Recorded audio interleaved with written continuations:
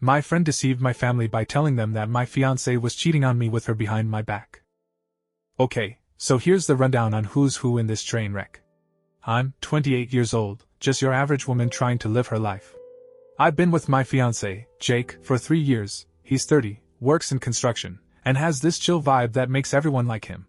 Then there's my best friend, Sarah, also 28, who's been in my life since we were 12.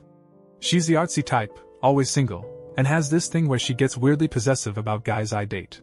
My parents, Linda and Tom, are in their late 50s, super traditional, and treat Sarah like she's their second daughter because she's been around forever. Jake's been growing on them too. They started calling him son after he helped fix their roof last summer, which I thought was sweet. So, things were going great. Jake proposed 6 months ago, and I was over the moon planning the wedding. It was simple, small venue, close family, nothing crazy. But Sarah? She wasn't having it. She's never been good with me dating anyone. She'd always find flaws in my exes, saying they weren't good enough. I figured it was just her being protective, but with Jake, it got worse. She'd make snide comments about how he wasn't serious enough or how I deserved better. I brushed it off because I loved him, and I thought she'd get over it once she saw how happy I was. Spoiler, she didn't. What bugged her most, I think, was how close Jake got to my family. Sarah used to be the one they'd call for holidays or random dinners, but now Jake was in the mix too. Like one time my dad asked Jake to help grill instead of Sarah, and she sulked the whole night. I never said it out loud, but I knew she was jealous, not just of Jake, but of how he was fitting into my life in a way she couldn't. I didn't think it'd blow up like it did though. Looking back, I should have seen the signs. She was a ticking time bomb, and I was too busy picking out flowers to notice. Sarah's jealousy had been building for months, but it hit a breaking point about 2 weeks after Jake proposed. She asked to meet up one night at her place, saying she needed to talk. When I got there, she was pacing around her living room, looking stressed. She sat me down and said she couldn't keep it in anymore. She was in love with me. Not just as a friend, but full on in love. She said she'd felt it for years and watching me with Jake was killing her. Her hands were shaking, and her voice was loud, like she'd been holding it back forever. I didn't believe her. It came out of nowhere. Sarah had never dated anyone, sure, but she'd never hinted at this. I thought she was just mad about losing her spot as my go-to person. Maybe she was lonely and confused, I told myself. I said I didn't feel the same way and that I was marrying Jake no matter what. Her face went red, and she started crying, loud, messy sobs. She begged me to think about it, but I didn't want to hear it. It felt like a desperate grab to mess with my head. I grabbed my bag and left without saying anything else. The whole thing left me annoyed more than anything. She'd crossed the line, and I needed space. For a few days I didn't hear from her. I figured she'd cool off and we'd deal with it later. Jake noticed I was off, but I didn't tell him what happened, didn't want to drag him into the drama. I thought it was over, just a weird blip in our friendship. Then my phone rang. It was my mom, Linda, sounding upset. She told me I needed to come over right away. Her and Dad had something serious to tell me. I had no idea what was coming, but my stomach dropped. Sarah had been quiet, but she wasn't done. Whatever she'd cooked up next was about to flip everything upside down, and I was walking right into it. I drove to my parents' house that afternoon, still clueless about why they sounded so urgent on the phone. When I walked in, Mom and Dad were sitting at the kitchen table, faces tight with worry. Mom's eyes were red, like she'd been crying, and Dad just stared at his coffee mug. They told me to sit down, and then Mom dropped it. They'd found out Jake had been cheating on me with Sarah. Dad nodded along, saying Sarah had come over earlier that day, bawling her eyes out, and told them everything, how Jake had been sneaking around with her for months behind my back. I froze. My chest felt heavy, and my mind went blank. Sarah was family to them. They'd known her since she was a kid, so they had no reason to doubt her. Mom said they were heartbroken for me, that they trusted Jake like a son, and now they felt betrayed too. Dad added that Sarah was a wreck, claiming she didn't want to hurt me but couldn't keep quiet anymore. They believed her completely. They kept saying I deserved better, that I couldn't marry someone who'd do this. I didn't know what to say. Part of me wanted to scream, but I just nodded and listened. Driving home, my head was spinning. Jake cheating with Sarah didn't add up. She just told me she was in love with me, not him. But my parents were so sure, and they never lied to me before. I started doubting everything. When I walked into our apartment, Jake was on the couch playing video games, totally relaxed. I stood there, staring at him, and finally blurted it out, my parents said he'd been sleeping with Sarah. He looked up, confused, then laughed. He thought I was kidding. I wasn't. His face changed when he saw I was serious. But he didn't even flinch, just said it was nonsense, and went back to his game. I stood there, waiting for more, but he acted like it was no big deal. That made me wonder if he was hiding something, or if Sarah had pulled off something bigger than I'd realized. After I told Jake what my parents said, his casual attitude started getting under my skin. He was still on the couch, controller in hand, acting like I'd just told him the weather forecast. I repeated it louder. My parents were convinced he cheated with Sarah. He paused the game, set the controller down, and looked at me, eyebrows raised. He swore he hadn't done anything, that he barely even talked to Sarah outside of when I was around. His voice stayed calm, but I could see his jaw tighten. He said it was ridiculous, that Sarah was obviously making it up. Then he asked why I'd even believe it without asking him first. I didn't have a good answer. My parents' certainty had shaken me. They'd raised me, and Sarah had been part of our family forever. Jake stood up, walked to the kitchen, and grabbed a beer from the fridge. He kept talking, saying Sarah had always been weird about him, giving him cold looks or avoiding him at gatherings. He'd never said anything because he didn't want to cause drama, but now he wished he had.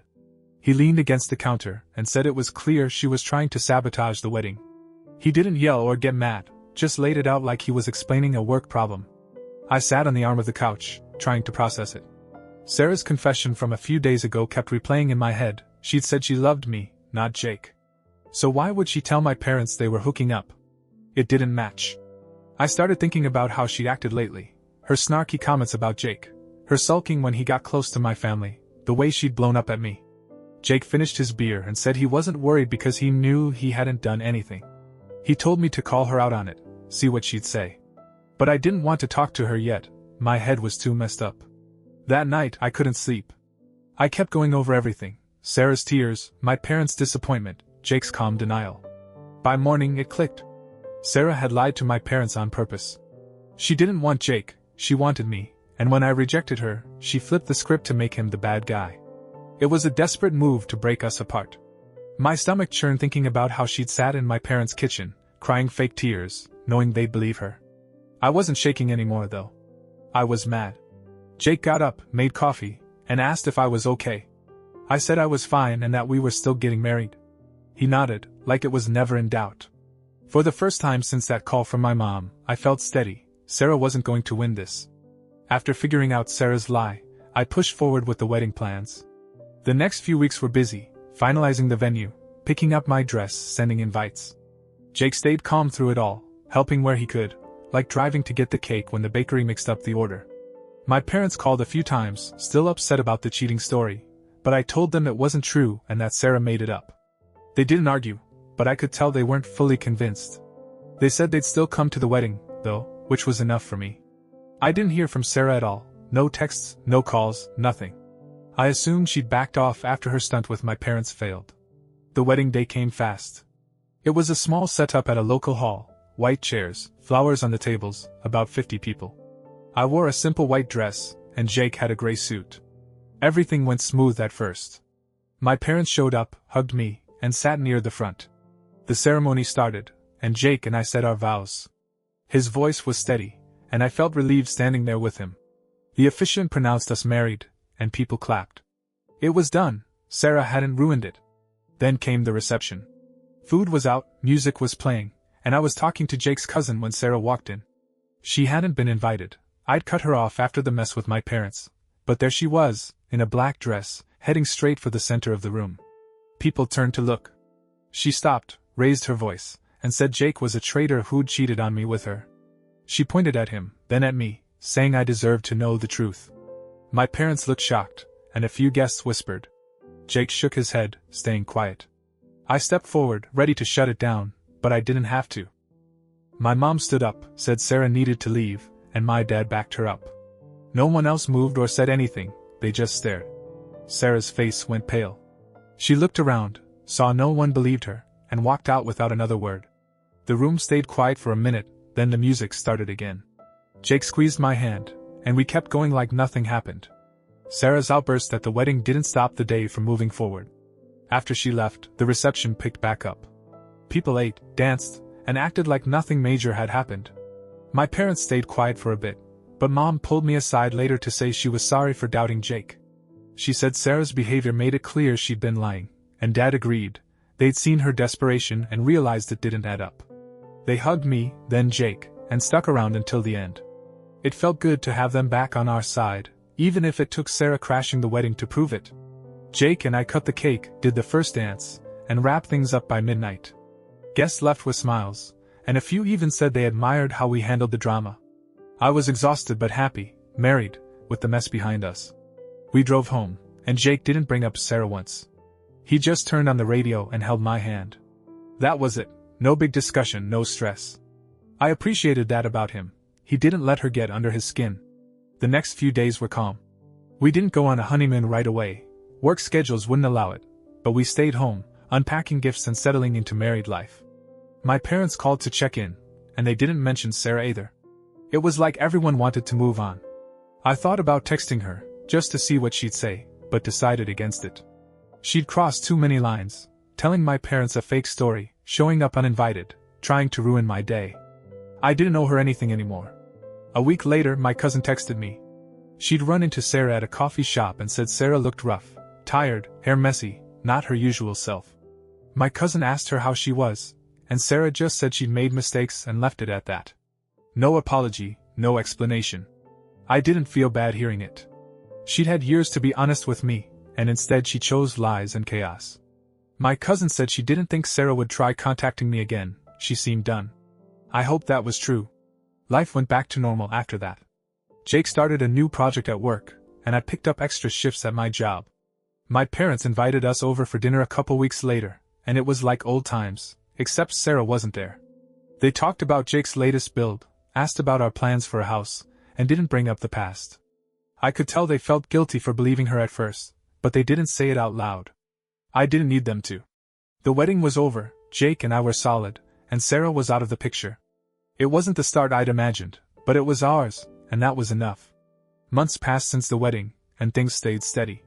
Jake and I settled into a routine: work, dinners at home, weekends fixing up the apartment. My parents kept in touch, inviting us over every few weeks. They treated Jake like nothing had ever happened, and I was glad they'd let it go. Sarah didn't reach out, and I didn't hear anything else about her after my cousin's update. It was like she vanished from our lives, which was fine by me. I didn't miss her, not after what she pulled. Thinking about it now, the whole thing still feels unreal. Sarah had been my best friend for over a decade. We'd shared everything: school struggles, family fights, late-night talks. She was there when my first boyfriend dumped me, and I was there when she flunked her art finals. But somewhere along the way, she'd built up this jealousy I never saw coming. Her confessing she loved me wasn't the problem. It was the lies after, the way she dragged my family into it. Telling my parents Jake cheated with her was low, even for someone desperate. I wondered if she'd planned it all along or if it was just a panicked move when I shut her down. Jake never held it against me, which I appreciated. He could have been mad about my parents doubting him, or me not telling him about Sarah's confession sooner, but he didn't bring it up. He just kept being himself, steady, unfazed.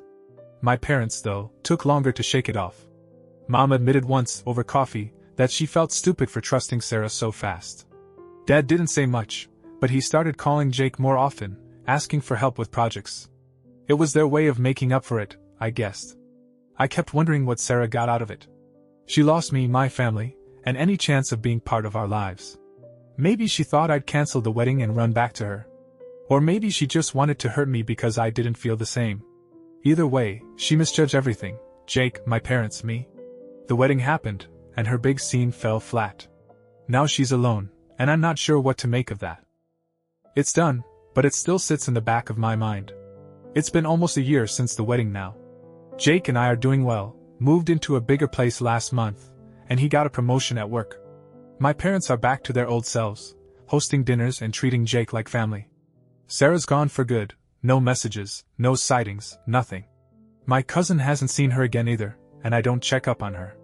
That chapter's closed, and I'm okay with it. Life feels normal again, like the chaos she caused was just a bad dream that faded away.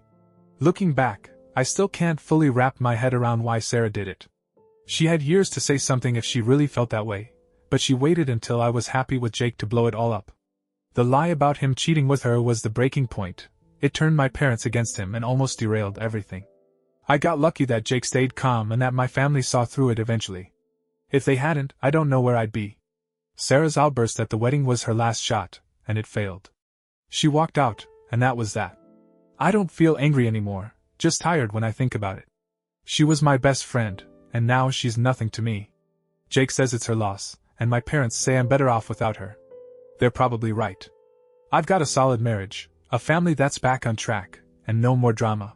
Still, part of me wonders if I missed something, some sign that she was heading down that path. Maybe I could have stopped it before it got so bad. Or maybe she was always going to snap, and I just didn't see it. So, here's where I'm at. I don't know if I should ever reach out to Sarah again. She messed up big time, but we had a lot of history. Is it worth trying to talk, just to get closure, or should I keep her out of my life for good? Has anyone dealt with a friend pulling something like this? Lying to your family? Crashing your wedding? How do you move on without second-guessing everything? I'm not sure what's the right call here, so any advice from people who've been through similar stuff would help.